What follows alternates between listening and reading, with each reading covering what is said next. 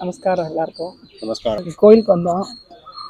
அப்படியே மாமா வந்து ஃப்ரீயாக இருந்தோம், உட்காந்துருந்தோம். சரி வீடியோ எடுக்கிறேன்னு சரி உட்காந்துருக்கோம்.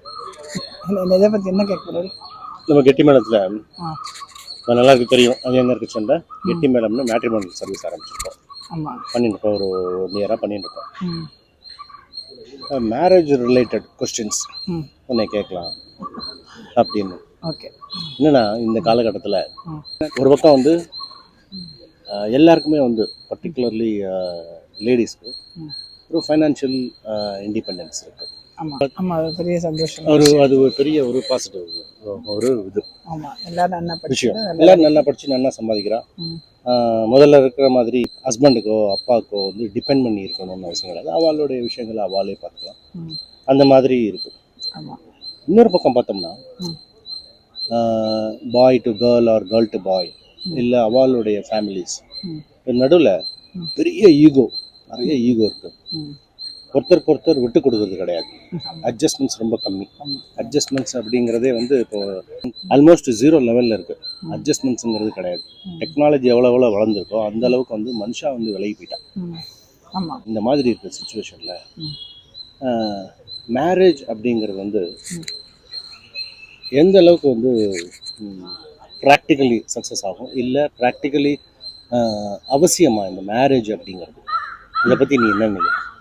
இருக்கு, ப்ராப்ளம் இல்லைன்னு சொல்லலை. ஈகோ இருக்கு, கல்யாணம் பண்ணிக்கணுமா வேணாமான்றது அதெல்லாம் தாட்ஸ் வருது. கண்டிப்பாக எல்லாரும் கல்யாணம் பண்ணிக்கணும். ஏன் அப்படின்னா, இப்போ சின்ன வயசாக இருக்கும்போது நல்லா சம்பாதிக்கிறோம், உடம்புல தெம்பு இருக்கும், நல்லா ஓடுற இந்த ஆஃபீஸ் ஒர்க் ஸ்ட்ரெஸ் இருக்கும், ப்ளஸ் வந்து அம்மா அப்பா கூட இருப்பா, அண்ணன் தம்பிலாம் இருக்கும்போது அப்படியே ஒன்றுமே தெரியாது, ஓரளவுக்கு ஓட்டிடலாம் காலத்தை. ஒரு வயசு ஒரு 50 வயசு 40 வயசு ஆகும்போது நம்மளோட ஸ்ட்ரெஸ் லெவல் வந்து ஒர்க்லலாம் நமக்கு ஓரளவுக்கு கோல் அச்சீவ் பண்ணியிருப்பா, கொஞ்சம் வந்து ஸ்ட்ரெஸ் லெவல் குறைஞ்சிருக்கும். அப்போ கூட அந்த டேட்டில் அம்மா அப்பா இருப்பாளான்னு எனக்கு தெரியாது. ஸோ அப்போ அந்த டேட்டில் வந்து நம்மளுக்கு நம்மளோட பேசுறதுக்குன்னு ஒரு ஜீவன் இருக்கணும், ப்ளஸ் நம்மளோட வாரிசுன்னு கண்டிப்பாக இருக்கணும். இல்லைன்னா என்ன ஆகும்னா, என்ன தெரிஞ்சிருக்கும், ரொம்ப ஒரு தனிமை வந்து வாட்டிடும், ரொம்ப வாட்டிடும். ஸோ கண்டிப்பாக கல்யாணம் பண்ணிக்கணும். இன்னொன்று என்ன சொல்லணும்னு நினச்சேன்னா, நம்ம பெரியவாள்லாம் வந்து இது வந்து இப்படி சம்பிரதாயம் இதுமாதிரி கல்யாணம் பண்ணிக்கணும், குழந்தை பெற்றுக்கணும் அப்படின்னு வச்சுக்கிறது வந்து கண்டிப்பாக நிறைய ரீசன் இருக்கணும்.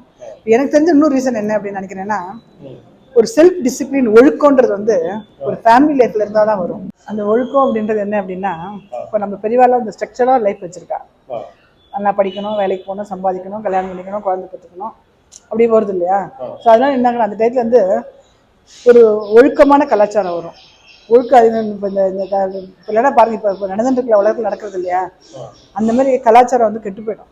ஸோ அதனால் இன்னொன்று என்னென்னா, அதை வந்து மெயினாக வந்து அந்த ஒரு ஸ்ட்ரக்சர் லைஃப்பில் வந்து டிசிப்ளின், ஒரு ஒழுக்கம் வந்து நம்மளும் வந்து தடம் புரண்டு போயிட மாட்டோம்.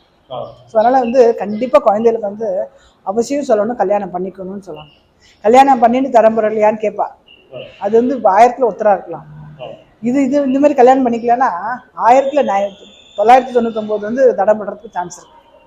அதனால் நம்ம வந்து அந்த இது எல்லாருக்கும் குழந்தைகளுக்கு ஆரம்பத்துலேருந்தே நம்ம வந்து சொல்லிடணும், கல்யாணம்ன்றது வந்து ரொம்ப ரொம்ப அவசியம். அது வந்து கொஞ்சம் ஈகோவோ இல்லை எதுவும் இப்போ பைசான்னு பார்க்காம, நம்மளுக்கு 2 கார் இருக்கா 4 கார் இருக்கணும்னு பார்க்காம, 2 கார் இருந்தால் ஒரு சைக்கிள் இருந்தால் கூட போதும் அப்படின்ற மாதிரி ஒரு வந்து கல்யாண லைஃப்ன்றது வேற, அந்த ஃபினான்ஸ் செட்டில்மெண்ட் அடிக்கடி சொல்லுவீங்க இல்லையா, அது லைன் வேற.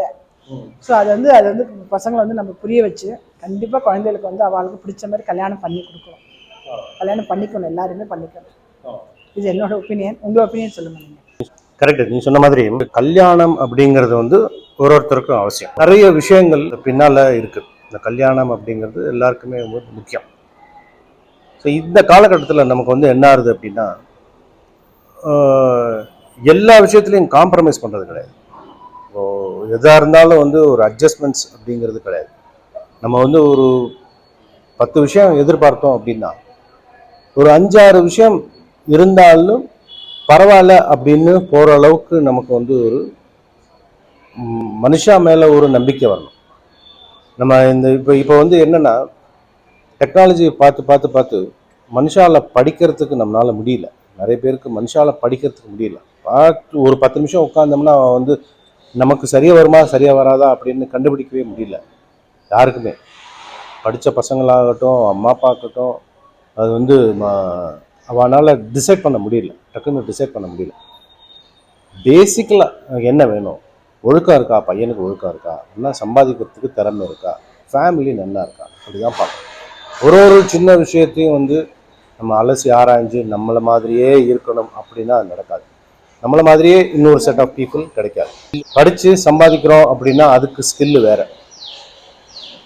அந்த கார்ப்பரேட் ஸ்டைலையும் இந்த கல்யாண வாழ்க்கையும் மிக்ஸ் பண்ணிக்க கூடாது. அது வேற, இது வேற. அந்த ஸ்கில் வேற, இந்த ஸ்கில் வேற. ஸோ ரெண்டையும் வந்து நம்ம பேலன்ஸ் பண்ணி கொண்டு வரணும்.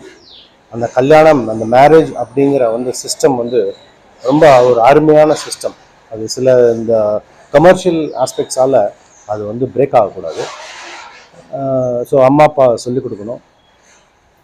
அதனால் இந்த எந்த காலகட்டமாக இருந்தாலும் சரி, நம்மளுடைய கலாச்சாரப்படி இந்த கல்யாண வாழ்க்கை அப்படிங்கிறது வந்து சுய மனித ஒழுக்கம், வாரிசு, மன நிம்மதி, வயசான காலத்தில் நமக்கு ஒரு துணை அப்படின்னு நிறைய விஷயங்கள் இதில் இருக்குது. அதனால் கல்யாணம் அப்படிங்கிறது வந்து ரொம்ப முக்கியம். ஆமாம், கரெக்டு, நீங்கள் சொன்னது கரெக்டு. நாங்கள் கோயிலுக்கு வந்திருக்கோம். நான் ஒரு கோயிலுக்கு நாங்கள் வரும்போது வேண்டிப்போம் எல்லா குழந்தைகளுக்கும் சீக்கிரம் நல்லபடியாக நல்ல இடத்துல அமையணும்னு. ஸோ அதேமாரி பிரார்த்தனை பண்ணி கிளம்புவோம். Okay, thank you.